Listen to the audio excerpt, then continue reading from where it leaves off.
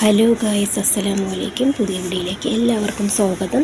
ഇന്നത്തെ വീഡിയോ എന്ന് വെച്ചാൽ നമ്മുടെ മക്കൾ ഈമാനോടെയും നല്ല നിസ്കാരം 5 നേരം നിറവേറ്റി ഇബാദത്തോടെയും ഇരിക്കാൻ വേണ്ടിയിട്ടുള്ള ദുആനെക്കുറിച്ചാണ് പറയാൻ പോകുന്നത്. റബ്ബിജ്അൽനി മുഖീമ സ്വലാത്തി വമിൻ ദുനിയത്തി റബ്ബന വ തഖബ്ബൽ ദുആ എന്ന ദുആനെ നമ്മളുടെ മക്കൾക്ക് വേണ്ടി ഓരോ നിസ്കാരത്തിന് ശേഷം നമ്മൾ ഈ ദുആ ഓതി വന്നാൽ നമ്മുടെ കുട്ടികൾ 5 നേരം നിസ്കാരത്തോടെയും ഇബാദത്തോടെയും ഈമാനോടെയും ഇരിക്കുന്നതാണ്. അപ്പോൾ എല്ലാവരും നമ്മുടെ മക്കൾക്ക് വേണ്ടി ഓരോ നിസ്കാരത്തിന് ശേഷം ഈ ദുആ ഓതുക.